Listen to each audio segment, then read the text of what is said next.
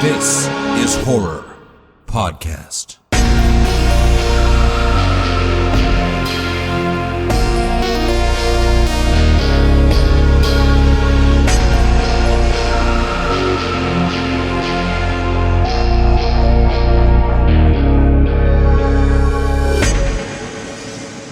Welcome to This is Horror, a podcast for readers, writers, and creators.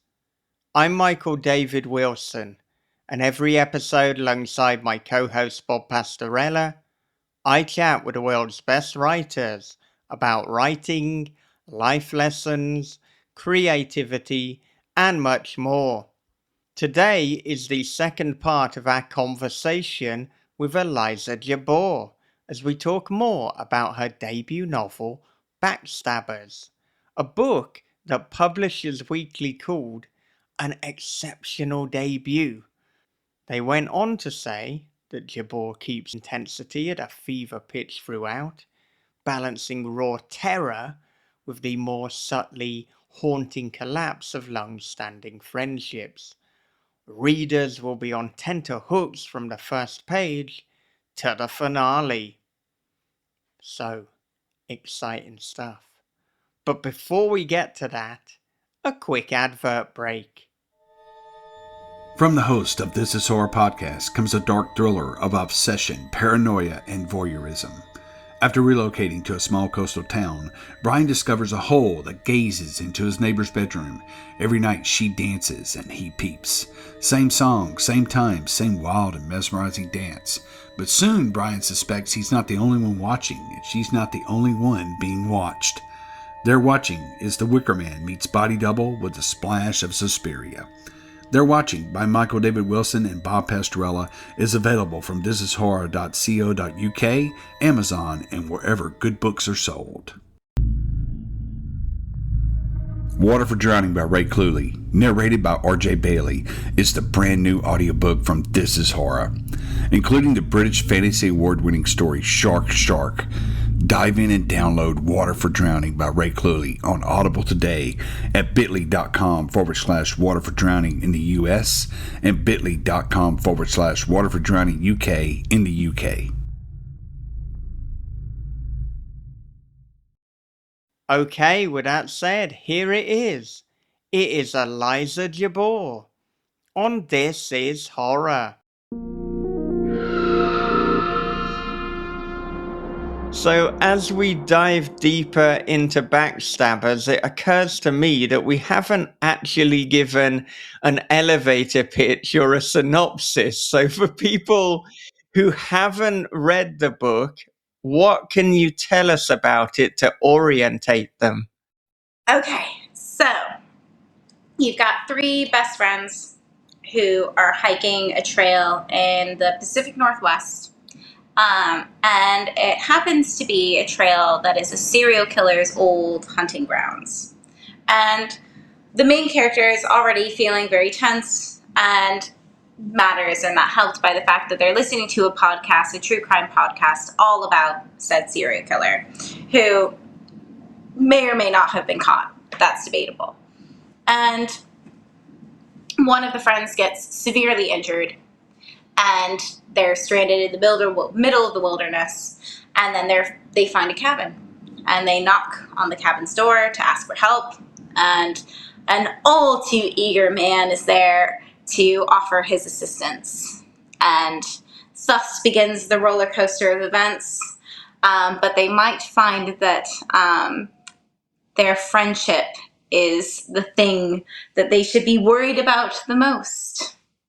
Yeah, it's such a fantastic book, and Thank you. throughout you're not sure who or what is the real enemy here, and as it progresses, just the tensions, and as indeed with all good horror, they really escalate. And I mean, I guess though, to begin with, because you've got this true crime backdrop, what experience before going into this book did you have listening to true crime podcasts? And if not much. What did you do in terms of the research to get you into that mindset? So that's a very good question. I actually am not a true crime person, but I find the whole thing, like, from an outside perspective, like, very fascinating, and I wanted to explore it.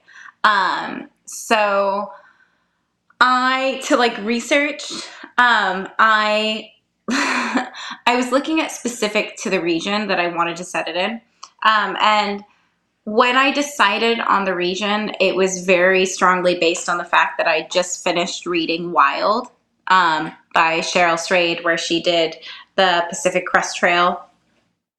And so I was like, what if this idea that I've had is actually set on a trail? And I loved that idea so much. And so then I wanted to set it in the Pacific Northwest. And so I was looking specifically for that region, which apparently does have like a strange number of serial killers. Just side note. But the podcast that I found is like this weird YouTube channel that I can't remember the name of it now. Oh, God. But it's basically about Bigfoot.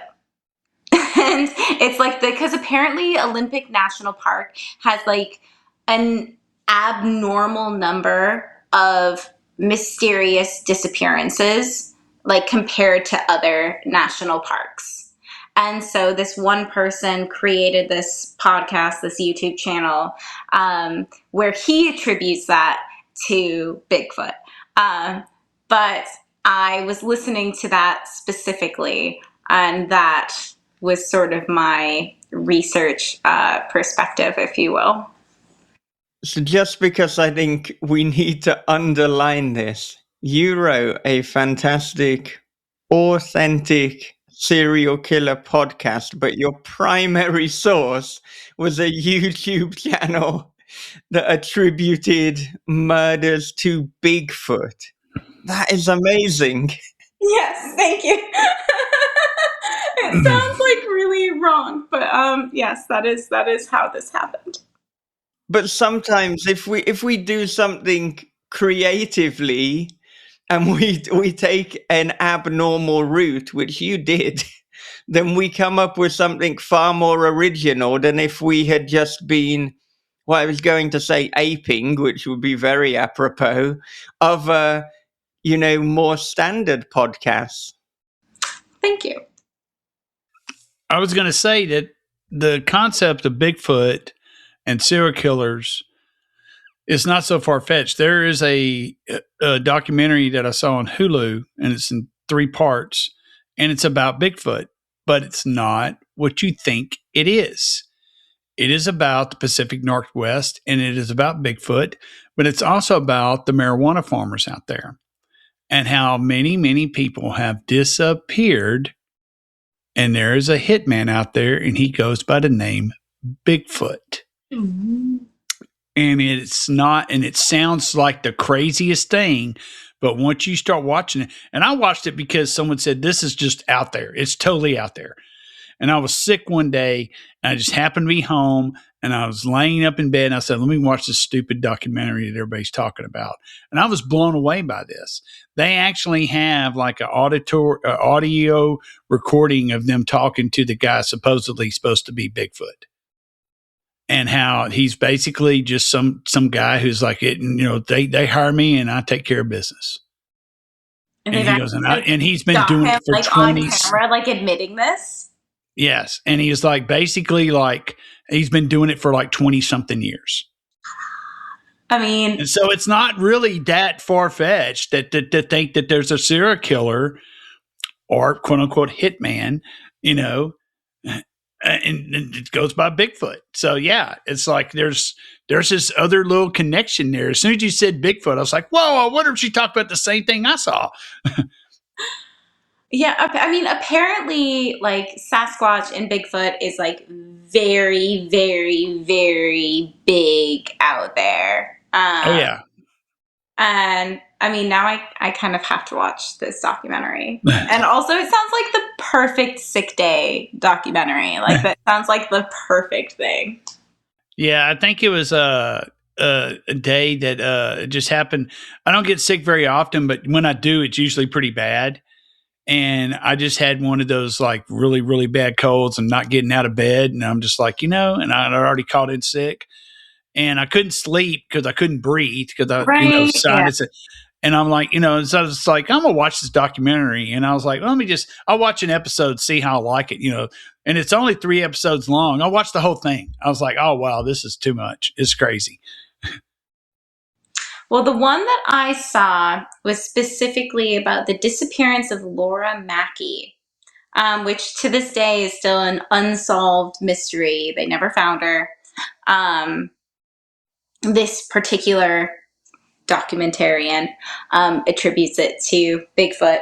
But, there's obviously lots of theories. And yeah, apparently Olympic National Park, all national parks have disappearances, but most of the disappearances are eventually accounted for. But Olympic National Park has more that are unaccounted for than any other, supposedly. So what happens when Bigfoot's about, I suppose, is the Right? big moral of this. And goodness, the Bigfoot that Bob was talking about, from some of the decisions, like just admitting to this on camera, it sounds like he ate the entire marijuana farm to do Well, something. it was an auditory conversation. You never saw what he looked like. You just heard that somebody had made this call to this person, and they recorded the phone call. And he didn't even give his real name or anything like that. But it was chilling. It was like, to me, it felt like it was like listening to a recording of the Zodiac. Well, yeah. It's like, that's just crazy. Yeah. Also, you want to know the behind the scenes of like how they got to this person and how that person like decided to go on air and be like, yeah, you can record me. Like, you can't film my face, obviously, but you can record me. Like, I want to know, like, I want a movie about how that got made. Yeah, that would be interesting as hell. Bob, what's the name of the documentary? I want to say that it's called Finding Bigfoot. Okay. It's the really just generic title, and it's designed to where if you're a Bigfoot fan or you're a Bigfoot conspiracy theorist or whatever, you're going to go to this. But then you start watching it, and it starts off talking about actually Sasquatch. And the next thing you know, it's like it's going into the marijuana fields, and you're just like, whoa. This is a little different than what I expected. They've taken a side route that has now become the main attraction. I was like, wow, that is crazy. I do love those stories. Well, we are going to take a little side route away from Bigfoot and back into Backstabbers, because in many slashers, the victims are naive teenagers, but here we are focused on experienced hikers. These are women who have prepared for this for months. So I want to know, what were some of the challenges and advantages of subverting these expectations and genre norms? So that was like, I love that question, because that was like 100% my goal, was to completely subvert that trope of, because it so often feels like the punitive element of slashers, of, the teenagers hooking up in cars or the promiscuous woman. And here I wanted the victims to be, self-actualized women. I wanted, trophy kills, essentially. And then, he's the hunter, right? And he's taking trophies, and he's, these victims are then his trophies. And so I really wanted to challenge that aspect of the traditional slasher through doing this. And then my challenge through doing that was, I guess, trying to do so in a way that portrayed my goal, instead of making it seem like I was feeding into the punitive element. I was making it clear that I was trying to turn that access on its head.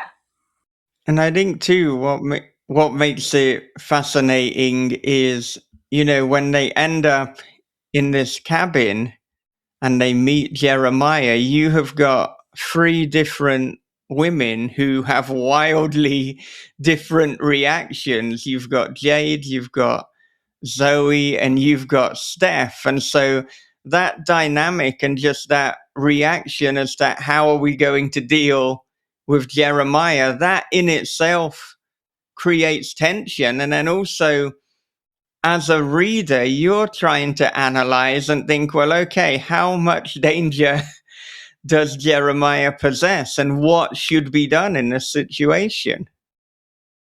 And that's something that I was really, one of my goals in that was, without giving anything away as to what gets divulged later throughout the text. From the get-go, what I wanted to portray was, like, as a female traveler, you're often, I'd say as any traveler, at some point, you're going to have to rely on a stranger for help, depending on what kind of travel you do. Like, if you're like going to a resort or you're going to a hotel and like, you have like a very set itinerary, like maybe not so much. But certainly with the sort of travel that I often did, there were so many points where I literally was at the whims and the mercy of a complete stranger. And then specifically as a female traveler, that poses its own, challenges and threats and dangers. And I wanted to encapsulate from the get-go that dilemma of like, this person could be your savior. He could be just an absolute good Samaritan who's just totally offering you a glass of water, and there's zero ulterior motive and it's totally fine. But you have to, being in the position that you're in, look at it through the lens of, but what if it's not? But what if there's something in the water? What if he's not a good Samaritan? What if he does have an ulterior motive? And I was trying to straddle that dilemma throughout every interaction from the moment he opened the door. So that was one of the challenges and one of the things that I was trying to encapsulate from the get-go. It seems like there's a very, very strong balance that you're doing, because you have the dynamics of the group. And so to me, it's almost like careful misdirection, which allows you to organically and ambiguously present clues to the reader that could lead to, is Jeremiah or is Jeremiah not? And so that is top-notch shit. That's stuff that I would have to try to go back and work into a story. I don't know if that's something that came to you naturally, or if that's something you discovered as you were going along and say, oh, I need to ramp this up. But it felt very organic.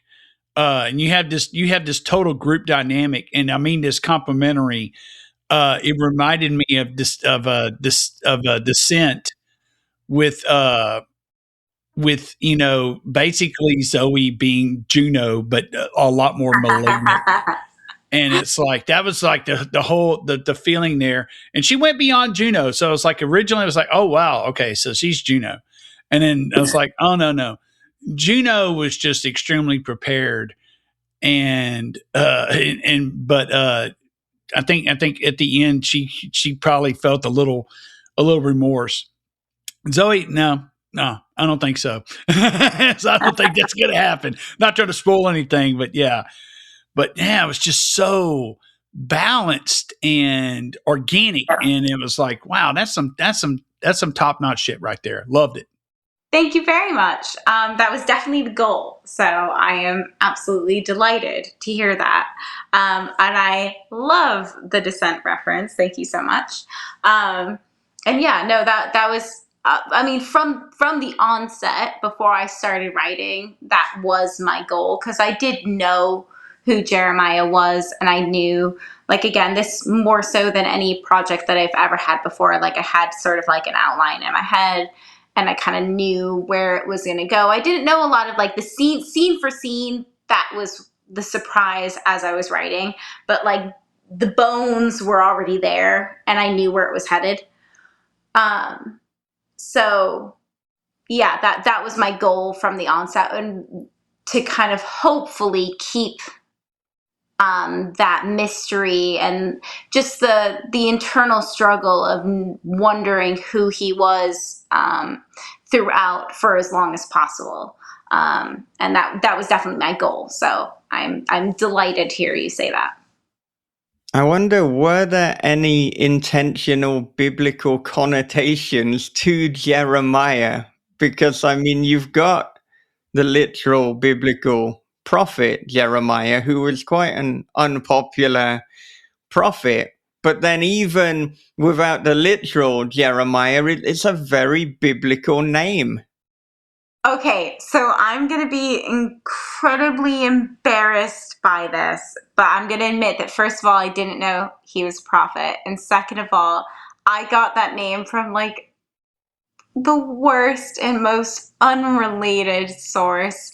So I will confess to sometimes watching just like ridiculous rom-com stuff, like the least genre specific things that you can imagine. And so The Summer I Turned Pretty was something that I just sort of had on in the background a lot while I was like mothering and through all these early years. And one of the characters was named Jeremiah. And I was like, actually that's like kind of a weird name for this role in this particular like show. And it was based on a book that I haven't read. But I was like, actually, because of its sort of like, it does, it is biblical. I was like, that does have like a really good ring. Like that would be a perfect name for this character. And so that is actually where I was inspired to use that name from. See, when you said it was completely unrelated, I wondered, are we going to go a different path? And it's because the latest new host in Queer Eye is called Jeremiah. And it's like, well, he came into the group as an outsider. He disrupted the dynamic. That would be perfect for the month, but no, I am not well acquainted with Queer Eye, so. Yeah, I didn't think that I was going to go from the Christian Bible to Queer Eye in the space of 2 minutes, but you never know what you're going to get. Right. Well, I didn't think I was going to go from that to Summer I Turned Pretty. So there you go. Yeah. And see, when you said that, I was thinking, I was waiting for you to go, and I actually got it from Three Dog Night. Jeremiah was a bullfrog. I was like, I at least could say like I love them and I love their songs. Like that would have been a better one. I was waiting on it too. I was like, man, that's gonna be cool as shit. It was Summer I Turned Pretty. Well, at least you're honest about it. It seems like there's just a multitude of Jeremiahs that he could have been taken from. So other There people, send in your social media posts. Which Jeremiah did you think Jeremiah was most like? Yes, please. Let's make it a thing. Everybody send in. Now, I understand too that the cabin was based on a real abandoned house. Yeah. Tell me about it. So when I was researching for this, I've been lucky enough to travel many places, but I will say that most of my travels have been focused internationally. And so I've not been personally. Well, okay, I've been to Oregon and I've been to like the California redwoods, but it was when I was 14 and with like on a family trip. So I've not like done it like properly as an adult. And I've definitely never been to Olympic National Park. I have a friend who was based there until very recently for like the last 10 years. And so she was sort of my resident local guide. But also, thanks to the internet, which is magnificent, there are so many local hiking guides, and there are people who have literally, like, I mean, basically GoPro'd their hiking trails. And so you can, like, walk step by step with them on these different hiking trails all throughout the Olympic National Park. And so I was able to do that. So though the Bones Hollow Trail is a fictional trail that I made up, it is based very heavily on two real trails that I sort of hodgepodge together, and I made them longer for the purpose of my story. There's, it's called the Enchanted Valley, and there's the Enchanted Valley Chalet, and it's a now abandoned cabin that is in this valley that's often flooded. And so it's no longer used. It's all boarded up, but you can still find pictures of it and everything. But it used to get used for hunters and hikers, and especially rangers. And I did use that as sort of like my inspiration for the actual. Did you try to go into the abandoned cabin? Have you been into many abandoned buildings? I know that we're talking about kind of traveling and adventure, and I mean, you got lost in a jungle, so maybe going into abandoned, derelict buildings is also part of what you've done. I mean, not like this. No, not a cabin in the wilderness. No. I feel like I have enough sensibility that if I saw an abandoned cabin in the wilderness, Blair Witch at a very formative age. So like, I feel like I'd be like, absolutely not. No. So no, I will say that my entire inspiration for that came from, thankfully, the blissful distance that came from online. And for better or for worse, does your love of horror and your love of the genre just inform your mindset and your actions when you're in these situations? Because, I mean, on the positive, I could see how it can teach you absolutely what not to do. But on the negative, you could get a little bit curious and your imagination can run a little bit wild. So I'd say that one of the things that I've always loved about traveling is the version of myself that I felt like that it brought out.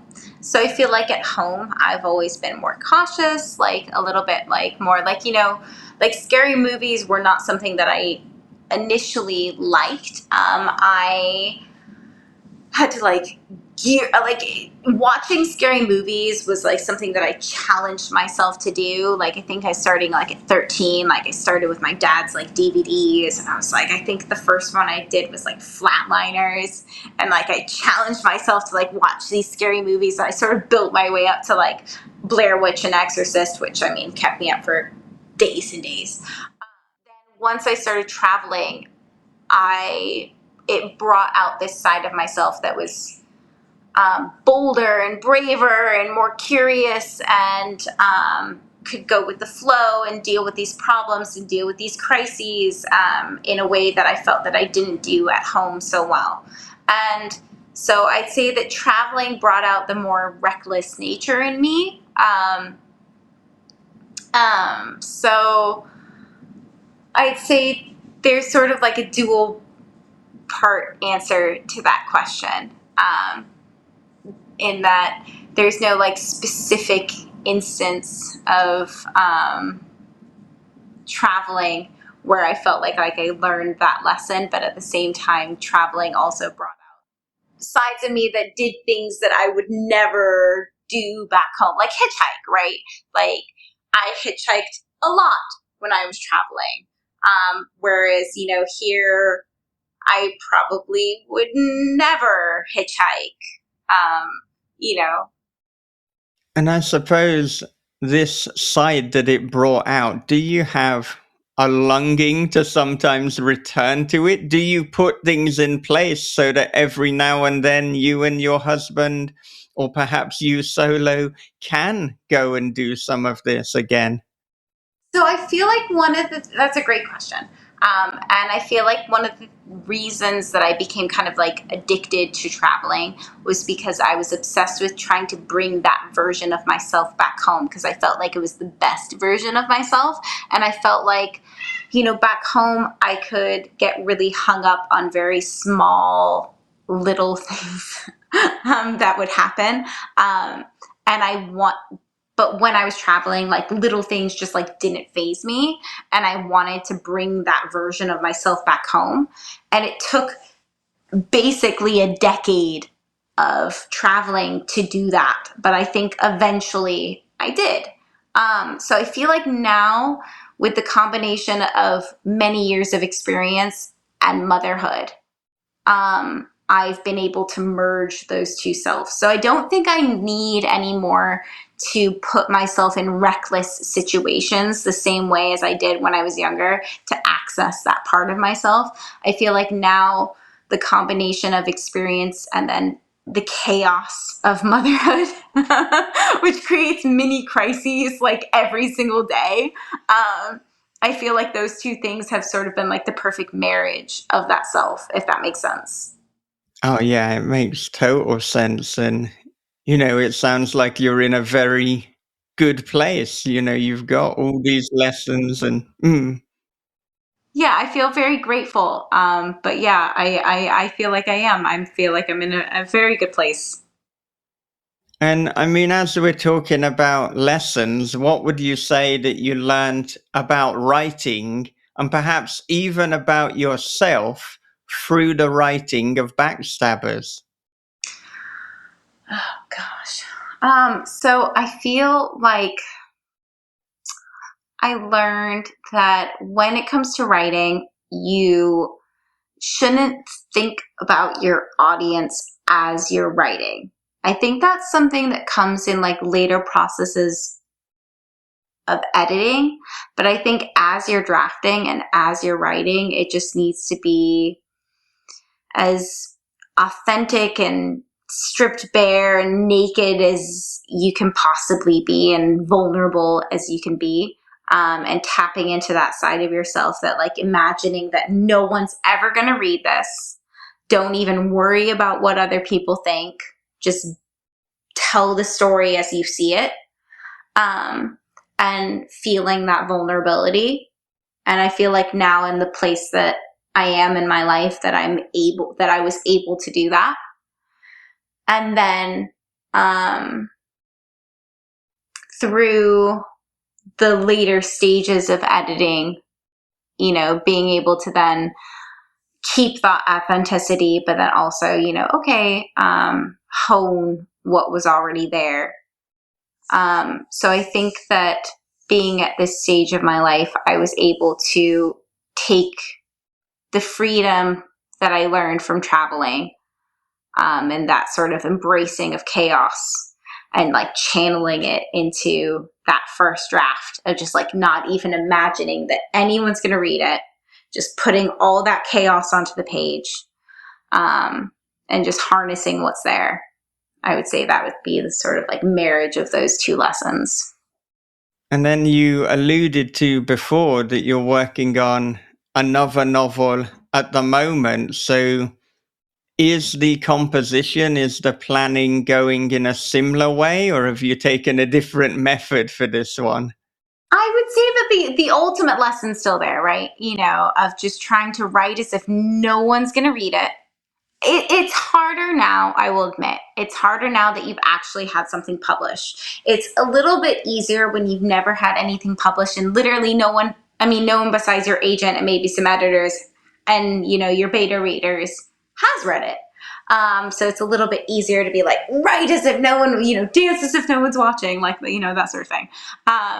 It's a little bit easier to embrace that. So it's a little bit harder now, I will admit. But ultimately, as I go to the page, that is the lesson I'm still trying to embody and embrace, so that I can be as authentic and unhinged as possible, as authentic to the story as possible. And are you able to divulge anything about this novel? Well, I mean, none of them are like officially in the works, right? So I have one that's completely finished, that's with my literary agent, and it might be terrible. Like, that's the thing with everything I've ever written, including Backstabbers. I wouldn't even let my agent, like, once, because I paired with my editor very early on.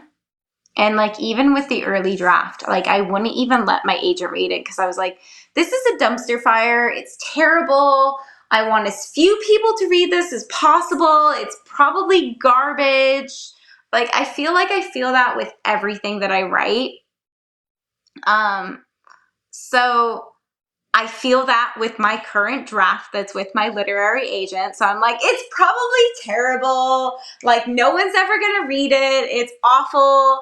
And then I've started another work, like, sort of to distract me from Backstabbers that's now out in the world. And then also this other project. I'm like, I just need to keep busy. But I'm also like, maybe it's terrible, which also might make me like a very annoying writer to work with. Like, I don't know. But I could say that the one that's with my literary agent is sort of based on something. I mean, they both are. Both my ideas are. They're based on something that's happened to me.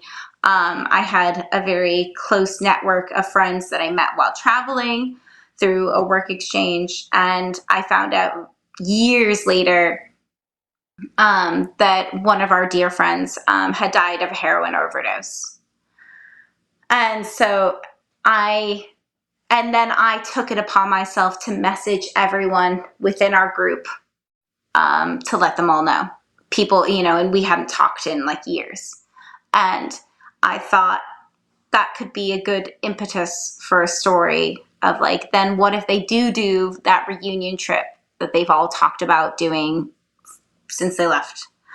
And then what if his death actually hadn't been a terrible accident? And then what if more people start dying?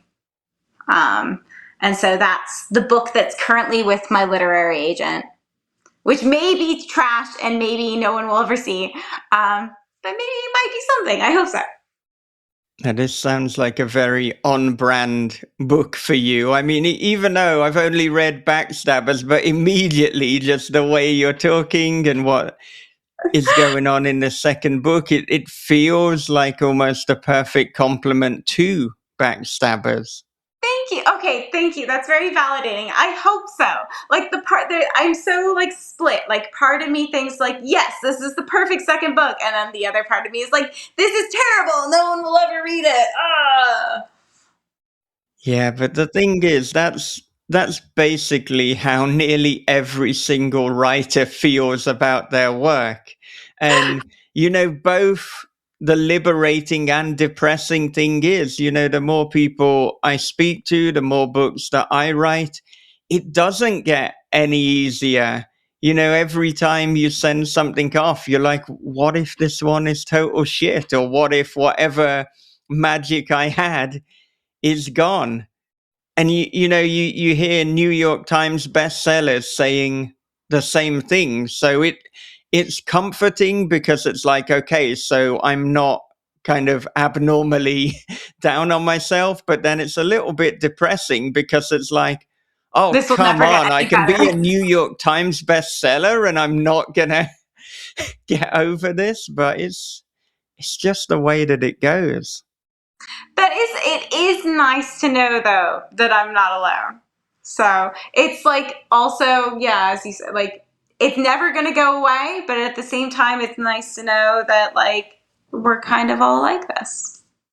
And a small percentage of writers who think every book they write is amazing it usually ain't amazing. So I was gonna I say, I think feel like you probably having have to that side eye. doubt, yeah, having that doubt and being like, this is somewhere between it, there could be something to it, and total shit is probably a good place to be. I feel like the doubt is definitely part of the process. Yeah. Oh, yeah. I mean, I agree, and it's so. I don't think you could ever escape it. I think that, but it's also part of what should be driving you as well. Is like to use the self doubt as a dynamic to drive yourself. It's hard to get to that spot, you know. And it's like one of the things that like has guided me over the last year is like anytime I think I have an idea that's like really, really good and then it starts to fall apart. Well, it's not really on a good foundation. It's not a story yet. It's just an idea. And then I was like, well, maybe it's a crappy idea. And then I think of the video game franchise Doom. You ever played Doom? Doom is based off the most ridiculous premise ever, that there are demons on Mars. And it's a multi-billion-dollar franchise based off that there are demons on Mars. And it's like, okay, this is, if they can do it, I can do it too. You know, my stupid little idea is not that dumb after all. I love that. So when Doom like first came out and it was like the most pixelated, ridiculous version ever, my brother was playing it, and I used to try and like open it on whatever laptop or computer we had at the time, and I get so terrified of the ridiculous pixelated worst computer image ever that I have to like close the computer and run away. But yeah, I like that as your sort of like talisman. If they can do it, then everything else should be okay. I love that.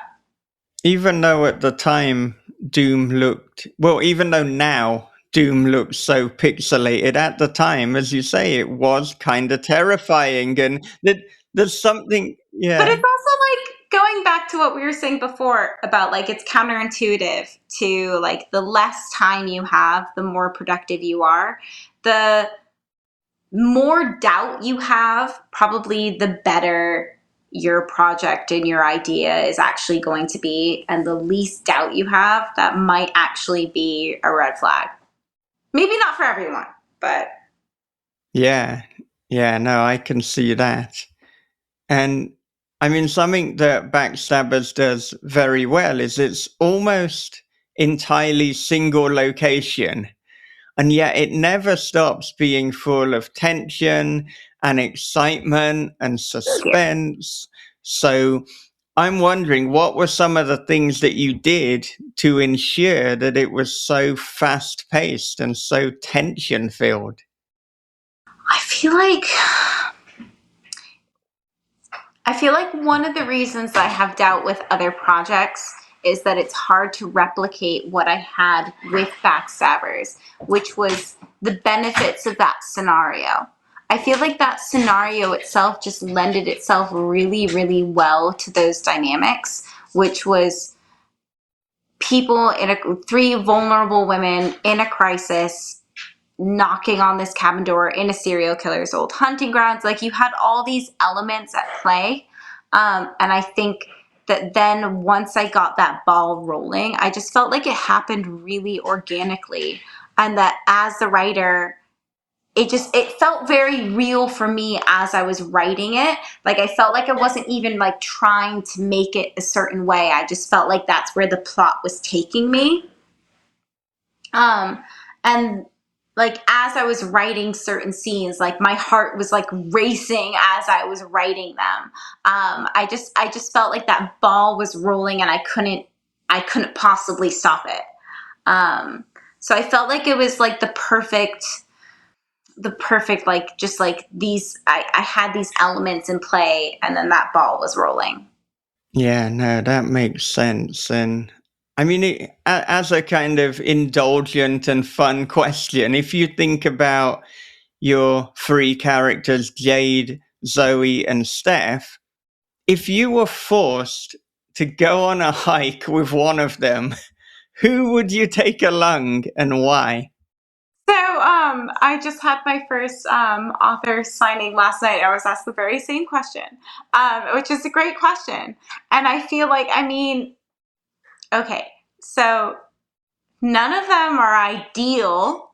Uh, and but I feel like of the three, if you have to choose, I feel like Jade's gotta be your most reliable travel partner because she's like the really cautious one who's gonna like think things through.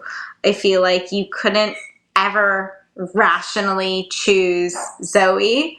And I feel like Steph also as the sort of like go with Zoe's flow counterpart also shouldn't logically be your choice. So I feel like if you had to choose, I feel like Jade's got to be the one. Now that makes sense. And I mean, you said that you had your first signing last night. So what was that experience like? And do you have other dates booked? I don't have any other dates booked at the moment. That was, like I said, I've been wanting to be a writer since I was little. Like, so, there's been many years imagining and dreaming what that sort of thing might be like. So last night, it was quite literally a dream come true. The bookstore said it was like the biggest event they've ever had. There was like people, like there weren't even enough chairs. Like, it was unreal. It was so magical, and I will be remembering this night for like the rest of my life. It was so cool. And yeah, it was just like everything I could have imagined for my first author signing and more. It was great. Oh my goodness. I mean, after that, you almost don't want to book any others. It's like, Right? Like, seriously, let it just be that. And so nothing can ever else like be a letdown. Like, that was just perfect, and we'll just leave it at that. yeah. Yeah. And I mean, in terms of the promotion and the publicity and the marketing, what kind of things are you doing and how deeply are you getting involved in that? Because, I mean, in these days, there's so much more about being a writer than just being a writer. I will completely confess that I both suck at and really resent social media. Like, it is not my jam. Like, I don't love putting myself out there. I hate having to take all these selfies and be like, this is what I'm doing. I accept that it is now part of the thing, and I'm doing it. But it is like not something that comes comfortably to me. Yeah. But I will also say that I've been so incredibly lucky and fortunate that Bantam specifically, like also Sphere in the UK, but like especially Bantam, like has like their publicity package for this book has been unreal and like unlike anything I could have hoped for. They have sent out like goodie bags to people with my book, like with like popcorn, like a special like nail polish that like is paired with my book. Like, what? Also, you've read the book, like Jeremiah has his mixtape playing. So we have gone through and gone like page by page, like which song is playing through each bit. So like they've come up with a playlist for the book, so that you can like listen to the playlist as an accompaniment to the book, which as a music nerd is like my actual dream come true. So there's like a playlist that you can listen to with my book, which is fantastic. And so like that's paired with it. Like there's so many elements to the publicity package for this book, which I never in a million years, especially as a debut author, could have dreamed of. So I'm so lucky that so much of this has not been in my court that I've had to do, which has been fantastic. Where is the playlist? Can we find it on Spotify or? Yes, you can. It's Okay. called Backstabbers, and Random House has put it out there. And also I just posted it today on Instagram, so you can they've actually done a thing like turn to this page for each song, and it's great. Okay, well, that's what I'm going to be doing after this conversation. That's amazing. Did you guys ever do the thing where you could watch Wizard of Oz while listening to Dark Side of the Moon? It reminds me of that. Oh, a long time ago at university. We tried to do it, but nobody could agree. Many moons ago. But that's what this reminds me of. And you can do that now with my book, which is my actual dream come true. We tried it, but nobody could agree. It's on the second line. It's roared. No, it's the third. And it's and it's just start it. It doesn't matter. Just start it. But I guess that begs the question too: is that so? Do you write to music or write to silence? So when I first started writing as a teenager, I had to write to music. But then now that I'm a grown up, I have to write in silence, but a lot of my brainstorming happens to music when I'm driving or I'm in the shower or something. But especially when I'm driving and I'm listening to something, that's when a lot of these scenes have come to me. And so then specifically with Backstabbers, I'd be listening to a song in the car as I'm driving to my daughter's school or play date or something.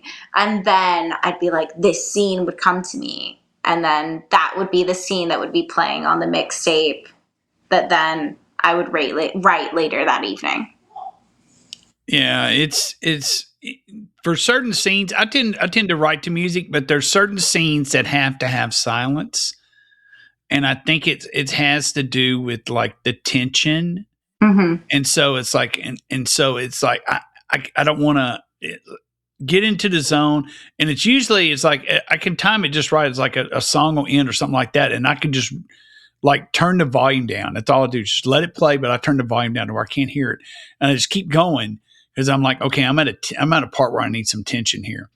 Yeah. And then you get in that zen writing, moment where it's just the words are flowing and stuff like that. And you don't care if the music's playing until you realize the music's not playing. And you're oh, I need more music now. I need some jam, but I can write to anything. I always like to hear if somebody writes to music or not. So that's I always find that kind of fascinating. I'm more influenced by music than movies. So I oftentimes, especially when it comes when I'm in the drafting stage, for real, 90% of the scenes that I write will come to me while I'm listening to music. But I don't necessarily, but then I can't listen to the music as I write the scene. Yeah, I find a lot of people that I can listen to music while I'm writing, but it has to be music that's instrumental. There can be no lyrics. Otherwise, well, now I'm starting to just write the lyrics, which big copyright issue there.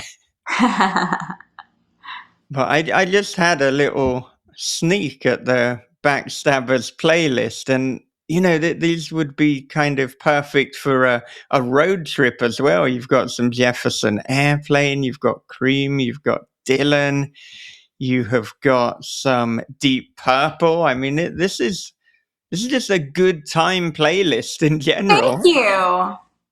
Yeah. Oh, absolutely. Now, I wonder, what is the best and what is the worst writing advice that you have ever been given? Oh, great question. So the best writing advice I've ever gotten kind of comes back to something I was saying earlier, which is just write naked. Write no one's ever going to read it. So just completely as unself-conscious as you can possibly be. And I'm not sure. The worst writing advice, I mean, probably wouldn't come from anything that I've gotten like face to face. I suppose like on Twitter and stuff, or X or whatever, like you see lots of different hot takes out there. And I don't know if I could pinpoint like a specific thing as like, I would say like that's the worst writing advice ever. But I would say that you see a lot of people take very like polarized stance, especially when it comes to like writing rules of like hard black and white, like never use adverbs and show don't tell. And like, you know, people seem to just like be very firmly black or white in a lot of takes. And I would say that when it comes to writing rules are helpful. And they give you really good guidelines, and like there are things that you should, you know, that should help you strengthen and hone your craft. But that ultimately each story is different, and each story needs its own devices. And so I'd say to stick hard and fast to any quote unquote rule would be the worst advice. Right, yeah. Rules ironically serve as guidance and advice rather than things that are absolute mandates. Exactly. But what do you think are some popular misconceptions about horror and the horror genre? You know, what's funny is that I, as somebody who's written a book that is in the horror camp and in the slasher camp, I don't think I ever like viewed it that way as I was writing it. So I don't know if I could say that I was like really thinking about different horror misconceptions or like theories as I was going about it. To me, this has always been a story about their friendship with a slasher backdrop.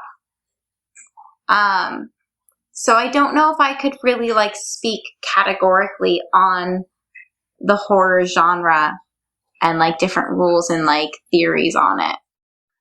I think that's where a lot of actual horror comes from. I mean, if you think about it, like Peter Benchley in Jaws, he didn't intend to write a horror novel. He wrote a book about a killer shark that turned out to be scary.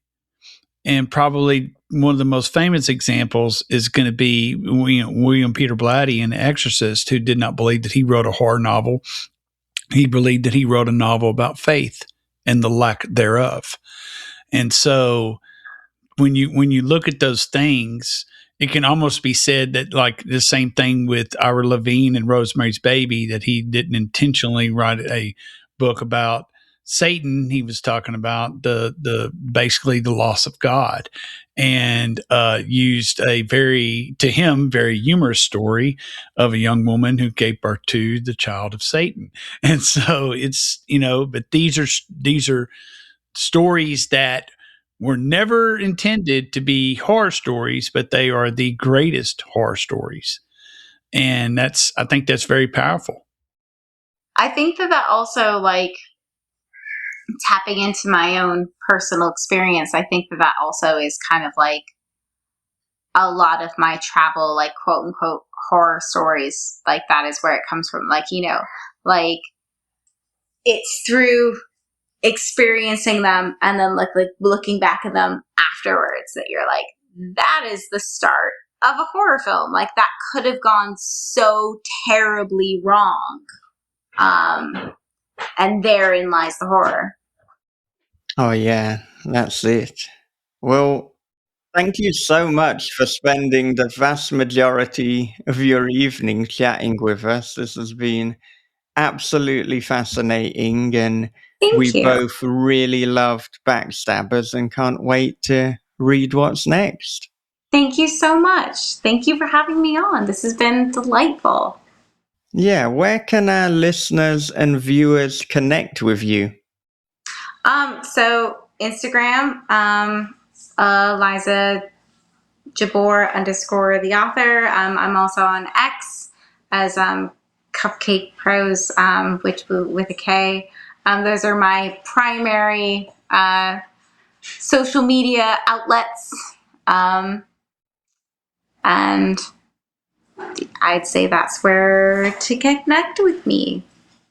Well, we will have to save the story as to why one of your usernames is Cupcake Pros with a There is K. a whole story there, yes, for another time. Yeah.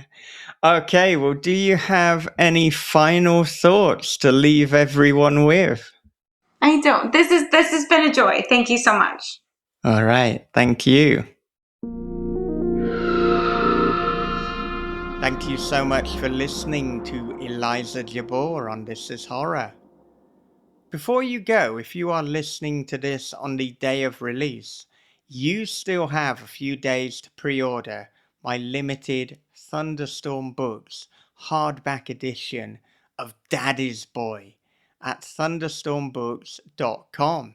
And if you want to learn more about Daddy's Boy and other things I have going on right now, including a second edition release of The Girl in the Video, please do listen to my conversation with Jason White on his podcast, Jason's Weird Reads, which you can find on podcast apps, and you can watch the video version on YouTube. Okay, before I wrap up, a quick advert break. From the host of This Is Horror podcast comes a dark thriller of obsession, paranoia, and voyeurism. After relocating to a small coastal town, Brian discovers a hole that gazes into his neighbor's bedroom. Every night she dances and he peeps. Same song, same time, same wild and mesmerizing dance. But soon Brian suspects he's not the only one watching, and she's not the only one being watched. Their watching is The Wicker Man meets Body Double with a splash of Suspiria. They're Watching by Michael David Wilson and Bob Pastorella is available from thisishorror.co.uk, Amazon, and wherever good books are sold. Water for Drowning by Ray Cluley, narrated by R.J. Bailey, is the brand new audiobook from This Is Horror, including the British Fantasy Award-winning story Shark Shark. Dive in and download Water for Drowning by Ray Cluley on Audible today at bit.ly.com/Water for Drowning in the US and bit.ly.com/Water for Drowning UK in the UK. Now, if you want to support the podcast and get every episode ahead of the crowd and submit questions to each and every guest we have on the show, then please do become a patron at patreon.com/This Is Horror. We will be soon talking to David Moody as he returns to the show to talk about his forthcoming book, Kemberton. So that is one not to be missed. Alright, well, as always, I would like to end with a clip from a previous This Is Horror episode. And today's clip is from CJ Lead in episode 655. So here we go.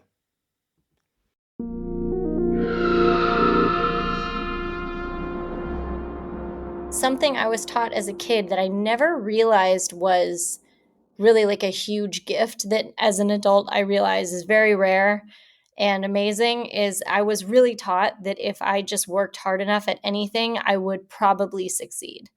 And I think that really kind of shaped who I am because it really can instill this feeling that like, okay, you're going to get knocked down a million times, but if you just don't stop, it eventually will work out. And that really worked in my favor.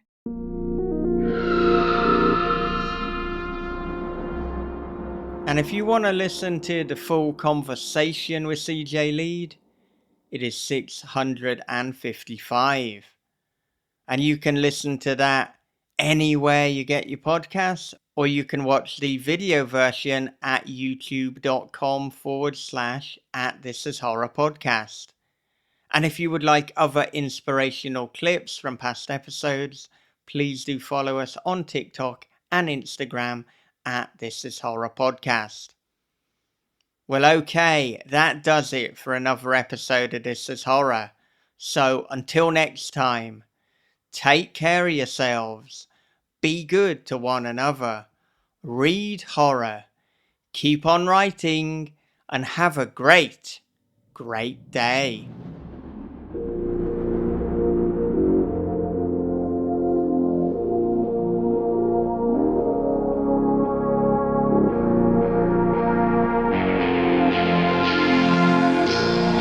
This is Horror Podcast.